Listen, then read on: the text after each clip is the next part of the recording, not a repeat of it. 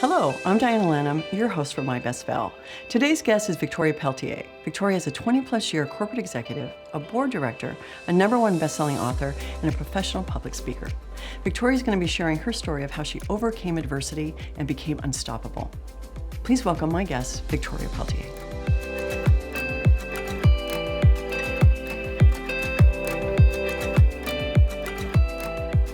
Victoria, thank you so much for flying all the way from Miami to come all the way out here. And I apologize that you landed on a very cold, very rainy Seattle day. Well, thank you for having me, and it's a welcome break from weather back home. Well, we know from my intro that you are a 20-plus year C-suite officer and executive, and you're a #1 best-selling author, and you have more books to come. So we'll talk about that in a little bit as well. One of the things that I was very intrigued about your experience and is the fact that you were a chief operating officer, a COO, at 24. That's astonishing. But why don't you talk to us about that? Because that's a huge achievement. Thank you for saying so. It's actually a result of the fact that I have 30 plus years of experience in the corporate world. I started working at age 11. I remember that. Yes, in a hair salon, doing everything but the actual hair cutting, styling. And then by 14, I was already the assistant manager at a shoe store that I worked at while in school. I graduated high school at 16 and went to university and started working in a bank. And within 6 months, I'd been promoted within there to a leadership role. And although I had aspirations of being a lawyer, I knew I wanted to do that since I was a very young child. I realized how much I loved the corporate world, and much more so, how much I loved leading people and the complexities of business. And I continued down that path ever since and never went to law school. So how were you working at 11 years old in a hair salon? Well, so I've always been driven to work and succeed. And I remember my mother in particular saying to me at one point, "Tori, you need to do better than us." And she meant both vocationally and socioeconomically. And although I never had to worry about food insecurity and whatnot, but if there was anything extra that I wanted, I needed to buy it for myself. And my mom had a great relationship with the owner of the hair salon because that's where she went. And they had a need, and I was interested. And I hit my height. I'm 5'8" by the time I was 11 years old. So everyone thought I was much older. And so I enjoyed it. So no one forced me into it. It was something I really wanted for myself. It was a family thing too. Very much so. Yeah, all of my sisters and brothers, we've done things like that too. Yeah. So you were very lucky that you had that opportunity because Yes. not everybody has that, right? Yes. And then at 14, you were working in a shoe store.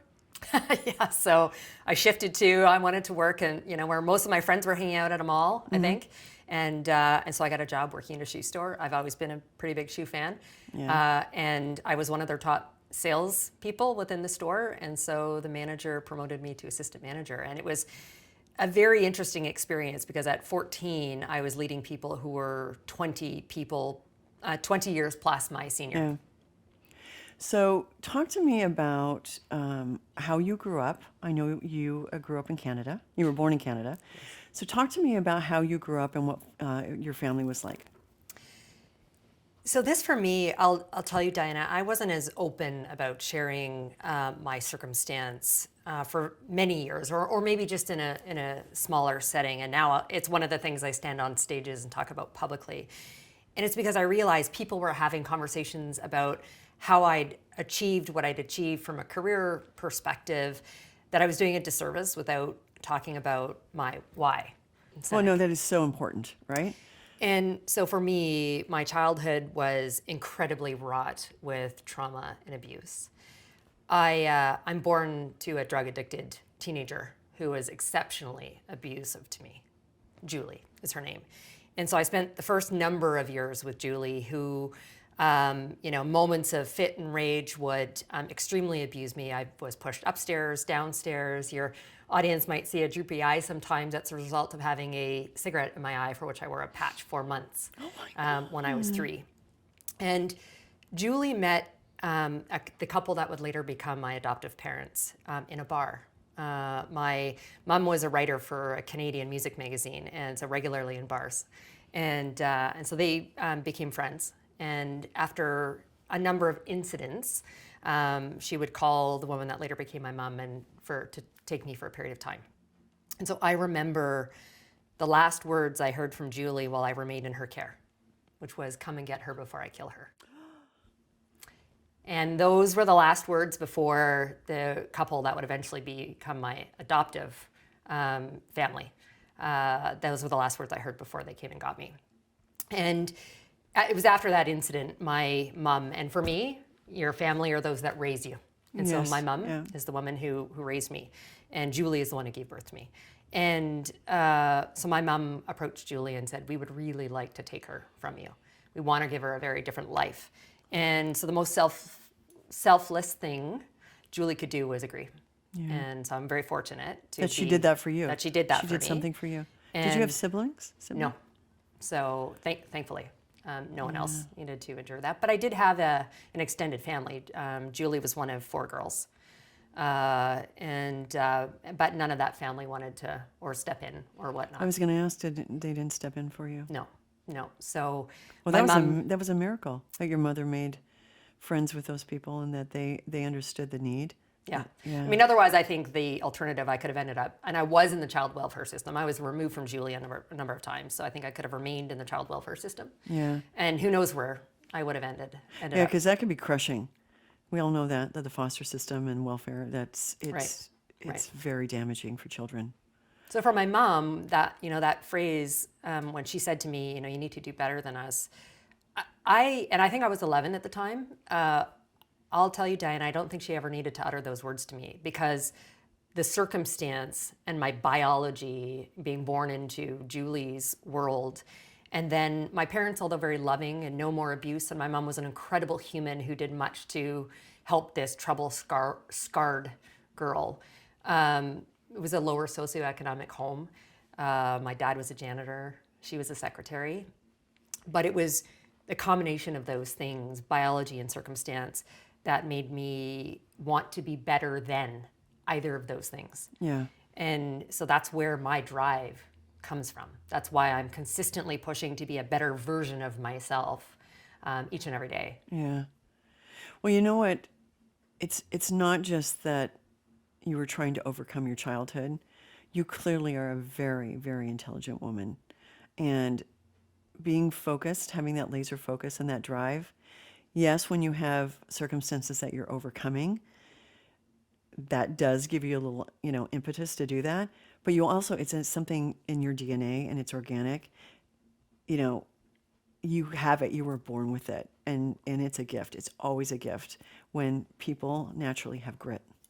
Yeah, I do believe, this whole nature nurture conversation, that there is something innately in my DNA.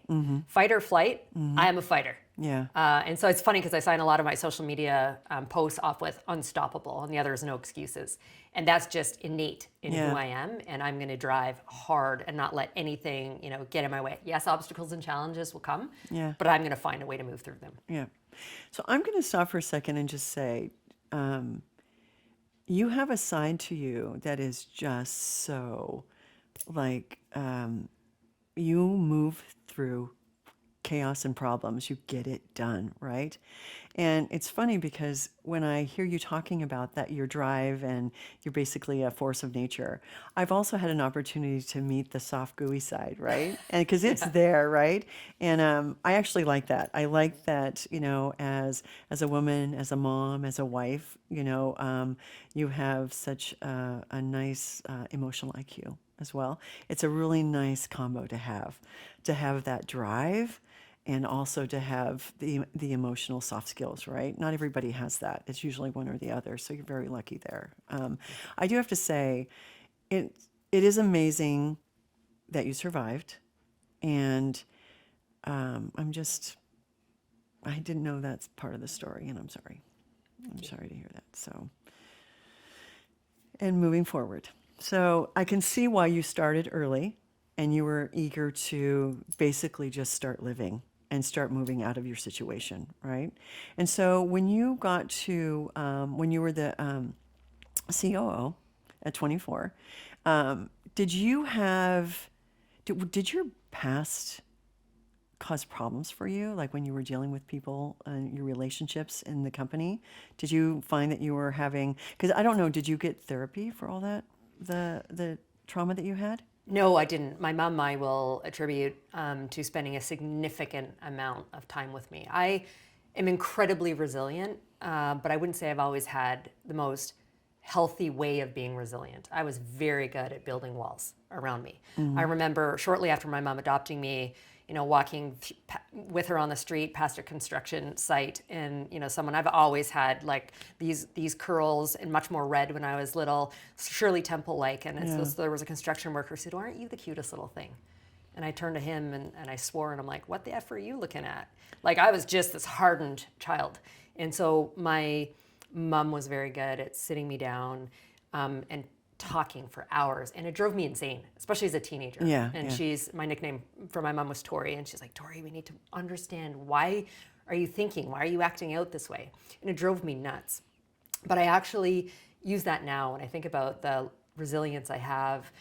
One of the sort of multi-step journey I have when things come my way is about being incredibly self-reflective and self-aware around what's the genesis, what's the root behind the emotion or the feeling that I'm having. So that was my therapy.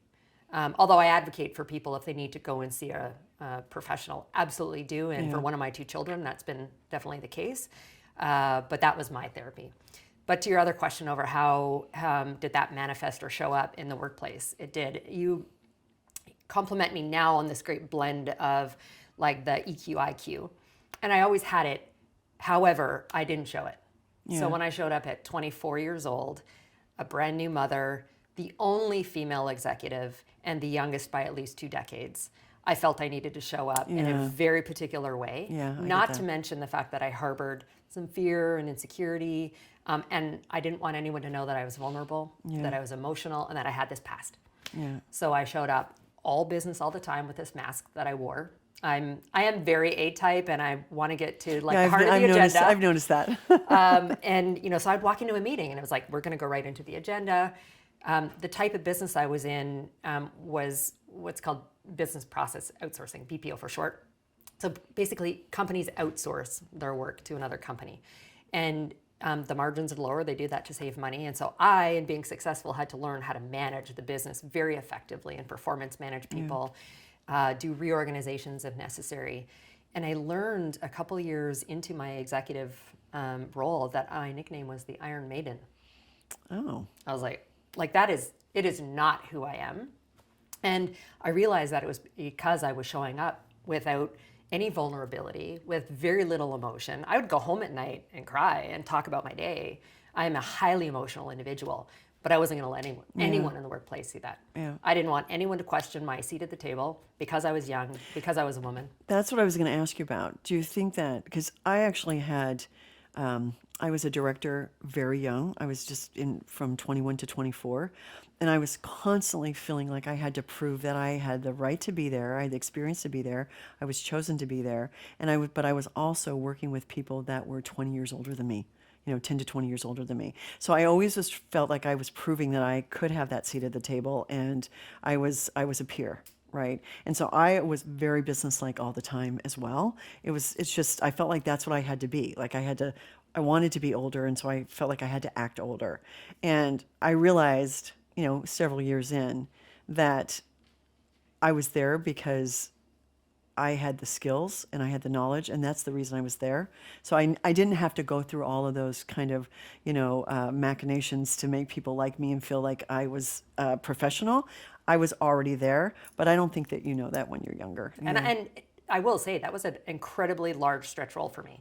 To that point, I'd been leading operations, and now in that role, I had everything except for finance reporting to me. So there was still a lot of learning. I also don't love the phrase imposter syndrome, but that's probably the most appropriate way to describe what I was feeling at that point. I'm a big believer in imposter syndrome. There are so many people have that, and women definitely have it more than men. But it's just a whole thing, and it's what we put on ourselves. More than half the time, nobody's thinking that you don't have a right to be there, right? But women have a tendency to do that as well too. So talk to me, because you were saying that when you showed up with your age, and a new mother. So talk to me about your children and your relationships. When did you get married? Oh, I've done everything very early, it seems. So I met my ex-wife. I came out at 14 as bisexual, although I tend to just use the word queer today, meaning I'm not straight. So I came out at 14, although I had mostly boyfriends, but I met my wife when I was 22 and she was 35. Wow. It's a big age difference. But again, I prefer maturity. I felt I had a lot of years behind my 22-year-old belt at that point. And my wife had been married previously. So actually, I became a stepmother at 22 to a 10-year-old. Oh, wow. So that was my first foray into motherhood. Yeah. But I was clear with her. Dee was her name. She's passed away. And we can certainly talk about that later. That I always wanted to be a mother, biologically have my own children, given that I had no biological family around me. Yeah. And so she's like, great, let's do this. And I jokingly say that's like the stereotypical lesbian thing to do. There's a joke that, what do lesbians do on their second date? Like grab the U-Haul and their cats and move in together. So, we were, somewhat stereotypical in that way. And so we just moved very quickly. And we found a donor. He's known to us. And I got pregnant very quickly. So I gave birth to my older son. His name is Zoe. My Viking. He currently looks like one. My hair I know, I color, saw his but picture. he's got a bright red, like Yeah. big red beard. Yeah. And so he's 23 years old. And I wanted to have another. Our donor had moved out of town, so we were not able to use him. So we ended up going with an anonymous donor. My ex-wife was Portuguese. So Jordan, my younger one's donor, is Portuguese, was totally the male version of her, which was really important to her. He was probably my second choice, which is weird because it's like online dating for sperms, going through the process. But so I found Jordan's donor, and then she was born. So she's 4 years younger, 19. And I'm going to say I use different pronouns. Jordan was born female, and Jordan has made the decision in the last year to transition to male. So when I describe Jordan as a child, I will use she, her pronouns, and then moving forward as Jordan is now presenting and transitioning towards male to say he and him. Okay. All right. And I will be cognizant of that as well. So I slip. I've asked Jordan to make sure you give me grace. I said for 18 years you were my daughter. I said in this last year you're now my son. So if I slip up sometimes, again, just give me some grace. yeah. So can I unpack that a little bit? Yeah. Okay. So so you said you came out at 14. So by the time that and you got married at 22? Mm-hmm. Yeah. So by the time that you were 22, you had other lesbian relationships? Non-long-term. I'd had a long-term, like 3.5-year relationship with a man, and then I dated many women. And then Dee was my first long-term female relationship. Yeah. And you said that she passed away? Yes. So she and I were together for 11 years. And her first bout with cancer was actually when I was 7 weeks pregnant with Jordan, we found out. So I was released from the hospital the same day I gave birth to Jordan because she was having chemo that day, so I could drive us home. And so it was a difficult period. However, she beat that successfully. I made the decision to leave our marriage after 11 years. And within a few months of separating, we found out her cancer had returned. Oh, wow. Although she was somewhat asymptomatic for the first few years of that, she passed away 4 years after we separated, the last year of which was a very significant decline. So we just passed the 10-year mark since she passed away. Yeah, I'm sorry. It was tough. I mean, she passed away on what would have been our 15-year anniversary of when we were together. Yeah. Even though she wasn't even supposed to make it like a day. So I sort of feel I'm not really a spiritual person, but she wasn't supposed to make it past the weekend when I brought the kids to see what they thought was going to be the last time they were seeing their mama. Yeah. And she hung on. And for the kids, incredibly difficult. I mean, they were 13 and 9 when she passed away. Yeah. So when we talk about therapy, I actually immediately had my own children in therapy for grief counseling and learning how to process the death of a parent. Yeah, I'm sorry. I know that because we had chatted about this too, about when you were working, you were one of very few females working. Not only were you a younger chief executive, but you were also one of very few females. You were a young mother dealing with that.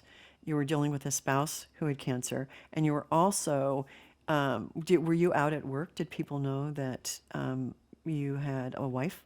Yeah, I've always been relatively out, but not as public as I am now. I think of like one employer I worked for a number of years ago. I was on their webpage as one of their out executives. But anyone who worked closely with me, I'm very much about being authentic and transparent. So for all of my colleagues, they were aware. Dee came to the holiday parties and that sort of thing. I was cautious about some of my clients, Yeah. and even that's changed over the years. Yeah. I'm like, I embrace this is who I am. I mean, I'm fairly public. If you want to Google me, that's probably one of the things that's going to come up. Yeah. And I've made decisions not to work with clients who wouldn't support Yeah. myself, or I Absolutely. Yeah. see some challenges around their own diversity stance. And so I was proud to bring her, and it was a big part of who I am. And going back to the ability for me as a mom to do what I was doing, I actually, even to this day, really acknowledge Dee and her support of me in my career to help me, sort of in the nascent stages of me being an executive. Yeah. I traveled pretty significantly, and upwards at some points to like 80% of the time. Wow. And so she bore a majority of the household duties. We had some help at home, definitely, but she was the one who definitely supported it and enabled me to do what I needed to do from a career perspective. Oh, absolutely. Especially at that level. When you're in the C-suite, the amount of time that you spend in the office and traveling, it is very hard to be a mother or father too, unless you have a partner at home that's basically staying home and taking care of the one thing the I'll say, kids. Diana, though, that has really bothered me is I made a decision not to take maternity leave after I gave birth to Jordan. Really? So hold on, I'm a bit of a do as I say, not as I do when I talk to my team. You do what you need to do as a parent. It was my choice. And so Jordan came a week early, and we were in the middle of a massive transformation happening, at work. As I said, I was released from the hospital the same day. Everyone was asleep, and I hopped online, and people gave me all kinds of hell for doing that. I'm not sure that a father, now I get it, physically I did give birth, and so there's differences there. But then when I returned to the office a couple weeks later, like the flack that I got from people, again, my male counterparts who spouses had children weren't receiving the same kind of pushback that I was, which I thought was unfair. I get that. Yeah. Because, there is definitely a perception if you're not home with your newborn child that you're not being a good mom. And not just it's from men and women, right? But if you're going full hell at your career, basically, and you're in the C-suite, you don't have a lot of time. I mean, you're making decisions for the company, and you're usually managing several teams, right? And even if you're staying at home and on that maternity leave, you're going to take calls and you're going to look at your phone, right? It's just a different level of business. But I can imagine how hard that would have been by people probably saying comments or who's watching the baby and where's the baby and things like that. Well, it is unfair. And it's very one-sided. however, you make trade-offs. And so I do recall that, I would try to leave the office to be home and have dinner with my family. And then once everyone went to bed, I just hopped back online for a couple of hours. Yeah. So people will often ask, how do you have or do it all? And so you don't. There's constant compromise, and you can have all, just maybe not all at the same time. Yeah. But I also feel like I made the right choices for the support of our family. I was the primary earner in our household, but also I made pretty important decisions when it mattered. And when Dee died, I had a job I loved. I was working in New York, and I went back and forth between Toronto and New York because we were divorced and shared custody of the children. But I traveled 15 to 18 business days a month. Wow. And Dee had the children whenever I was traveling, and then after she passed with no family, I needed to make a decision. And so I quit a job I loved to move to one that had less travel and would keep them based, because I debated, do I move them to New York where my job was? But then that created a whole other upheaval for them after having just lost a parent. Yeah. And so that was the right decision for my family at that time. So yes, I didn't take maternity leave after I had Jordan, but I also feel like I made the right decision at the right time. Yeah. And then Dee used to coach our kids' hockey teams, and I played hockey as well. That's so Canadian. Good Canadian That's girl. so Canadian, yeah. And so she used to coach the kids' hockey teams, and so I started to do that. Oh. as a way to like step in and be much more evolved. You know, I think Jordan at times is like, Mom, you didn't spend enough time with me. I'm like, well, let me just remind you that 20 hours a week driving to and from the hockey arenas for both practice That and counts. that counts. Yeah. Did you like that? Did you like being a coach? I did. It's much like in business. A Yeah, big part I of was going to say it's what kind I of what like, you're doing during constantly the coaching. day. What I didn't like were the parents. Oh, yeah. You know, who at some point, yes, it was a competitive team, but you know, they were not going to, you know, the women's version of, you know, the NHL, and so that's the aspect I didn't love as But much. most coaches say that. They say, I love the kids. I love the sport. I love developing and growing these little brains and bodies and stuff. But dealing with the parents is the worst aspect of it. Yeah. But that's everywhere. Yeah. You know, Although much like in business, I asked for help because I actually didn't grow up playing hockey. I started playing in my early 20s.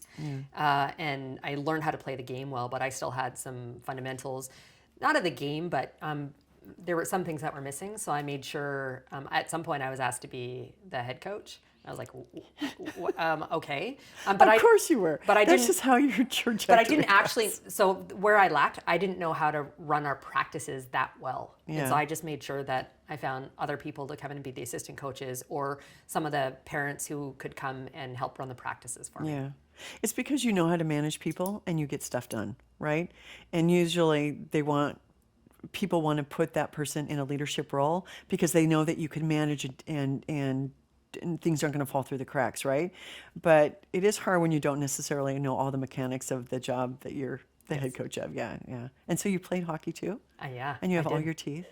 Yes. You have all your beautiful teeth? Yeah, Yes. although the funny story is I had way more injuries once I switched to playing in a women's only league than when I used to play co-ed. Really?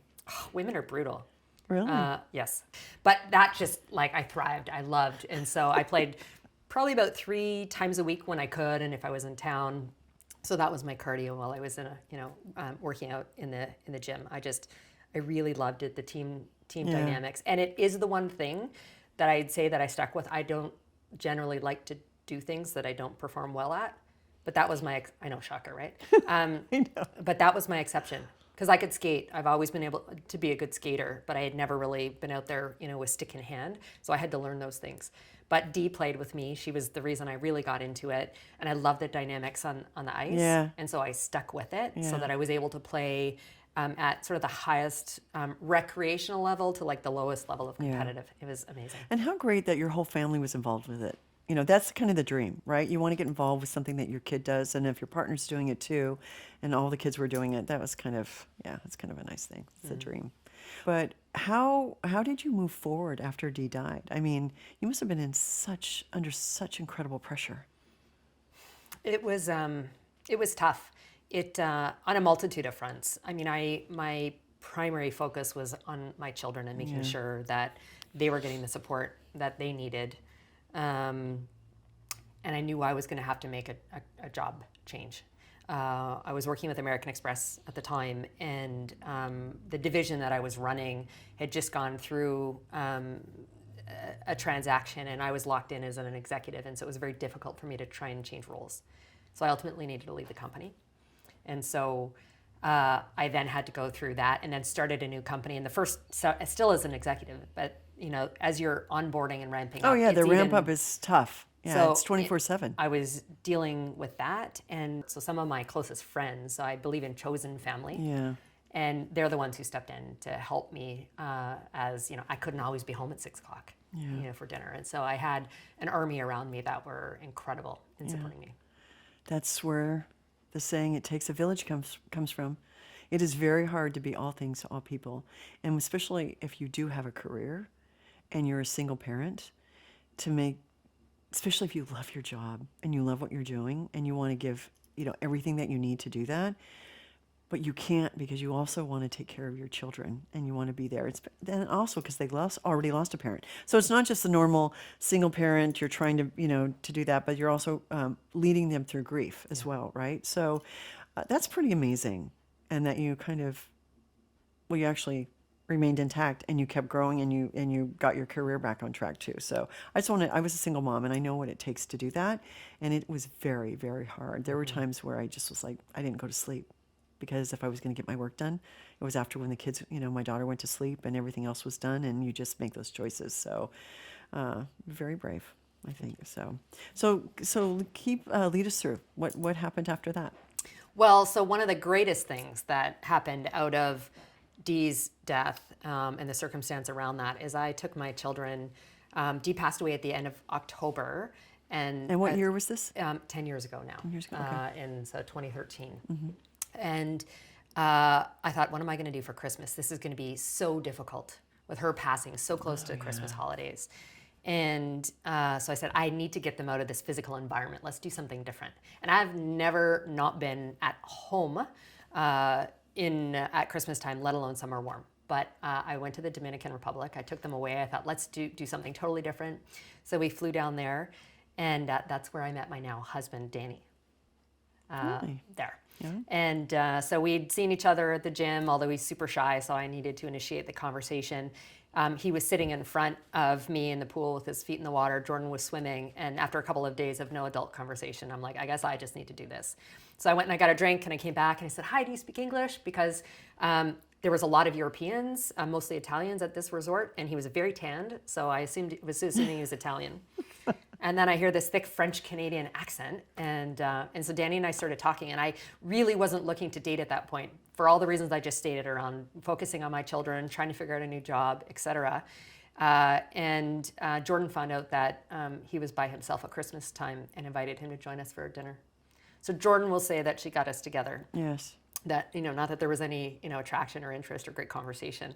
But it happened so organically that both kids welcomed him into our family. So it wasn't strange, yeah. And so we did long distance for a very short period of time, and he gave up a 25-year career to move in with us, adopted my kids, and has been, amazing father and partner to me, and makes my life possible in terms of still being an executive and doing all the things for me, being my sounding board, even though he doesn't come from the corporate world, and being an amazing dad to my kids. Yeah.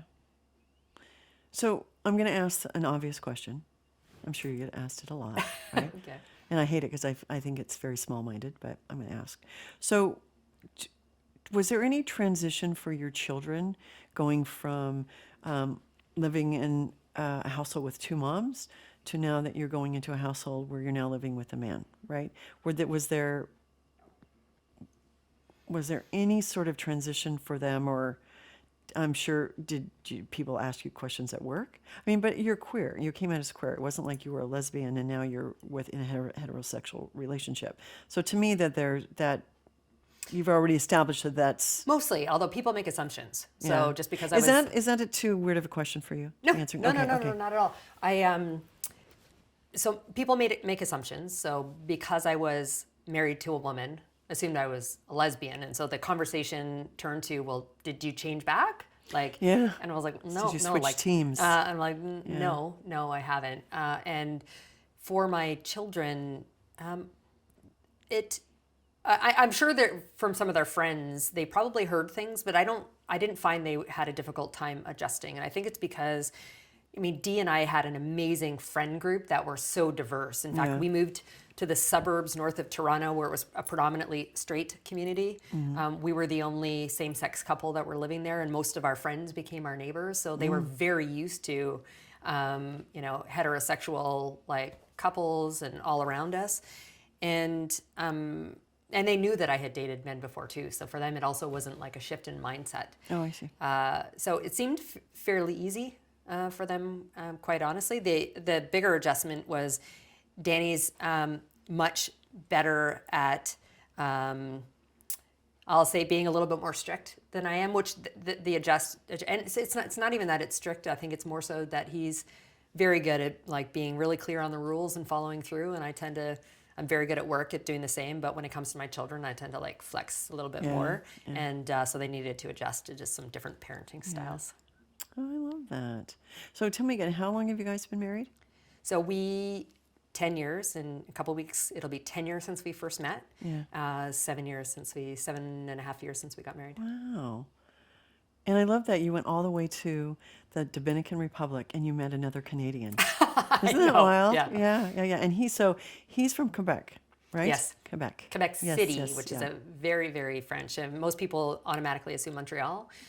which is very bilingual city. Quebec City is very, very French, and you'll find fewer people that are completely fluent in English. Okay. And you were born in Calgary. Did I get that right? No, I Ottawa, Ottawa, I'm sorry. and then my parents Calgary, moved Ottawa. to Calgary after they adopted Oh, me, okay. and then I got relocated to Toronto. Okay. And so when did you, well, you came to the States for work, and now you're in Miami, Yeah. right? So when did you come here, and was that hard for you to leave Canada and stay in the States? So I got relocated the first time with work Okay. in 2006 to New York. And so I've been 3 times now relocated. I didn't think I'd move to Miami full time. I'm one of the thousands of New Yorkers that migrated somehow there during COVID.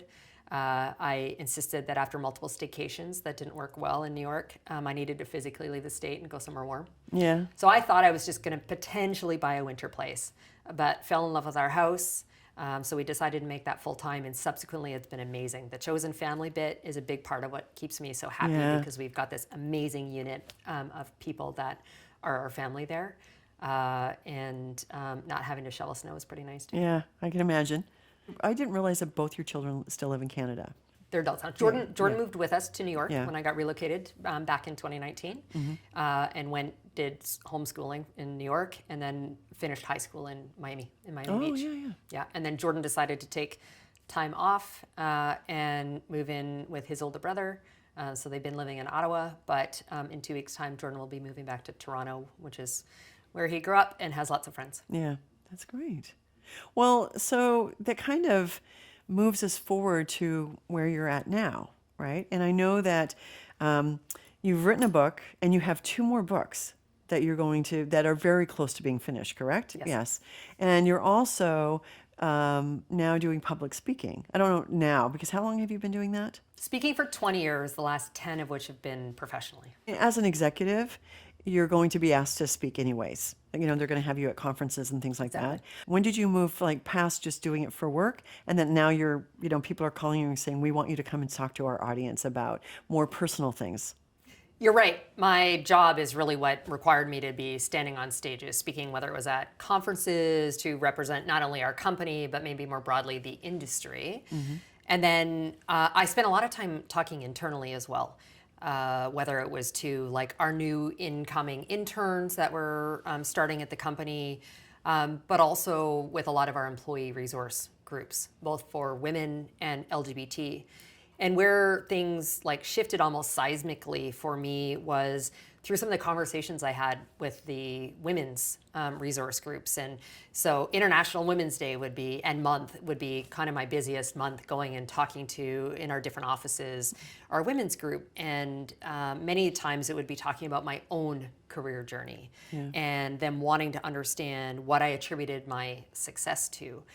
And I realized that I was doing an incredible disservice by talking about my journey without ever talking about my why.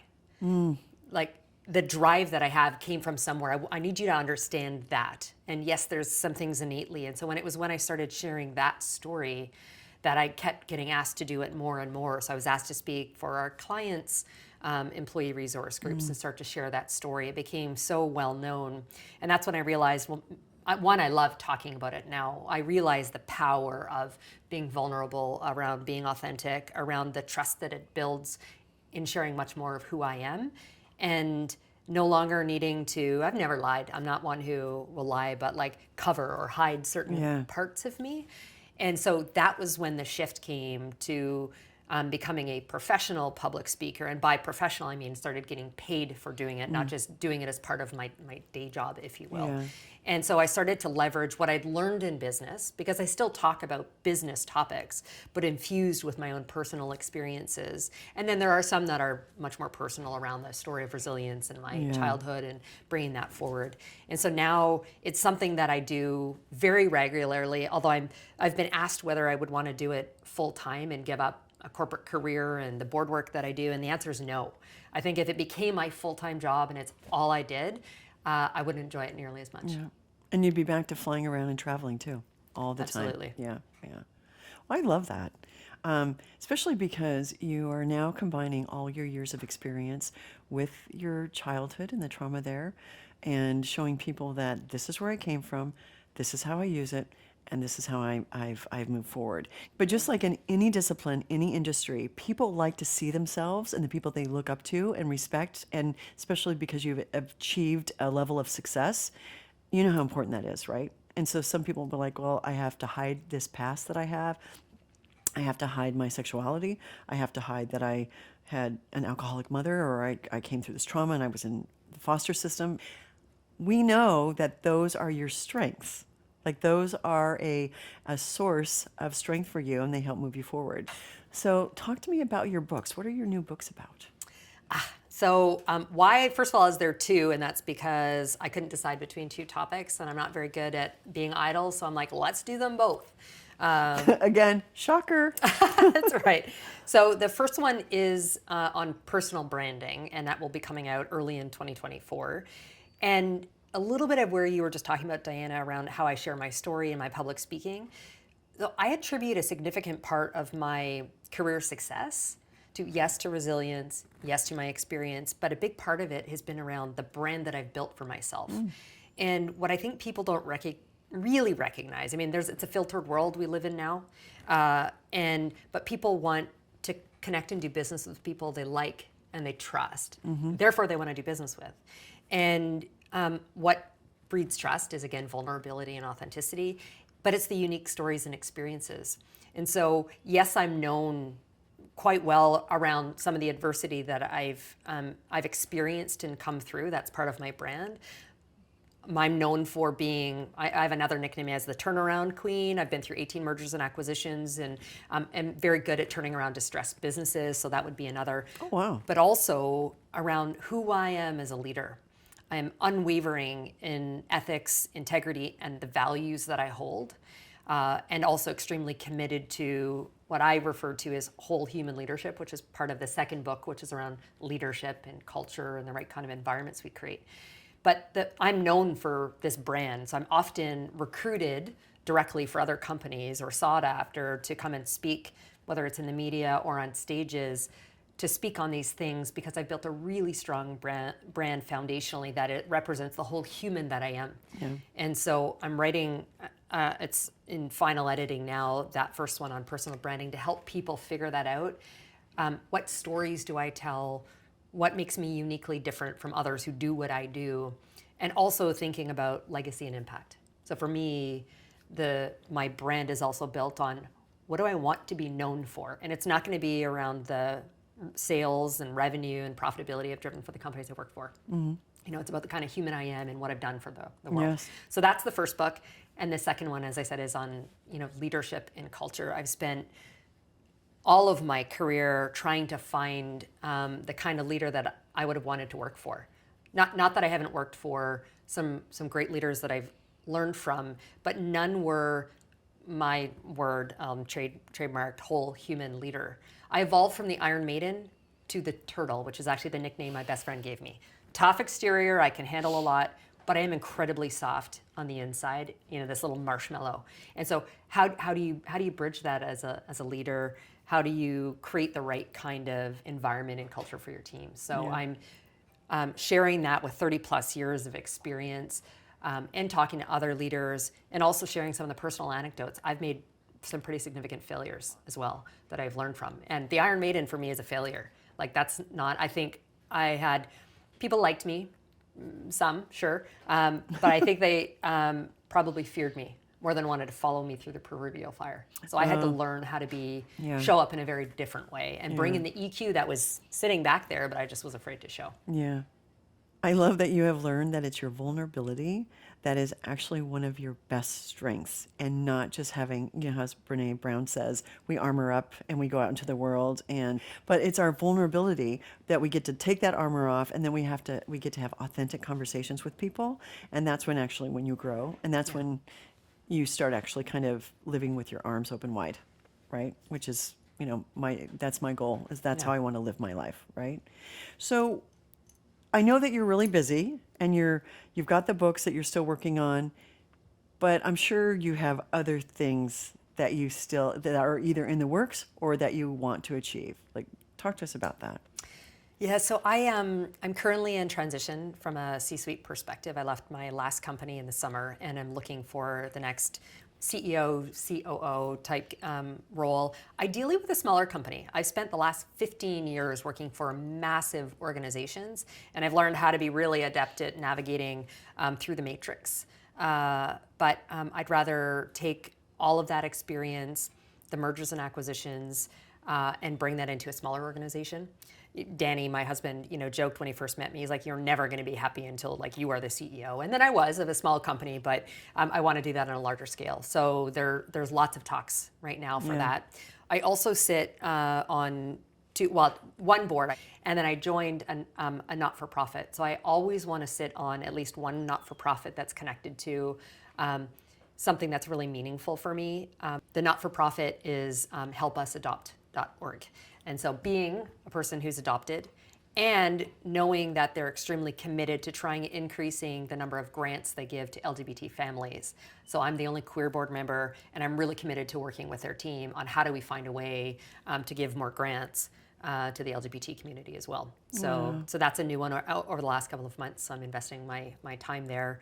And then continue to do as many speaking engagements as makes sense with my schedule. I prefer to do it in person. I hated during COVID times that it all moved to Zoom. You just don't have this kind of energy. It did not work for me either. At all. And someday, you said future aspirations, have been really clear with my children. No one is making me a grandmother anytime soon. But I said I was a young mother by choice. Let's not make me a young grandmother. But I absolutely have aspirations of being a grandmother someday, and what does that look like? And my legacy is, to leave this world in a better place than when I came into it, whether that's workplaces, communities, or the world at large. So being an advocate for underrepresented people, period, and helping people learn that they can overcome trauma and adversity by sharing my own story. Those are all ways that I hope to do more. So, Victoria, if you had to say one thing to somebody, what is the one piece of advice you would give me so that I can move through my past and I can achieve what you've achieved? I think we are more than our circumstances. Absolutely. The challenges and the obstacles. We all have choice in terms of how we're going to respond to those. And we cannot always control what does come our way, trauma, adversity, obstacles, but we can choose how we respond to that and take action. So I often refer to people around thinking about that, you're the CEO of your life, your career, your brand, whatever it is. And even if you've come from very difficult beginning, or any challenge for that matter, that you can chart your own course. You're the pilot of what that looks like. And you can completely control that outcome and be, using my phrase that I sign off with, unstoppable. I'm glad that you've been able to step back a little bit and start, kind of diversifying. It's not all business now. Just even having the thought that someday you might be a grandmother and that it's not off the the table. I think this is a great spot for us to to end the story. I liked that I got to know more about you. We've talked quite a bit over the last couple of days, but some of the stories that you shared today, I feel honored that you shared them with us. I appreciate that. I wish you the best in everything. Thank you, Diana. This was awesome. I hope you had a good time. Yes. Except for freezing to death. Do you have a story that needs to be told and you'd like to be on the show? Then send us an email at contact@mybestfell.tv. If we think it's a good fit, we'll reach out. Today's episode of My Best Fell was created by Director of Photography, Aaron Castillo, Editor, Jennifer C. Bird, Sound, Brian Binning, Gaffer, Billy Miller, and Makeup by Marissa Loya.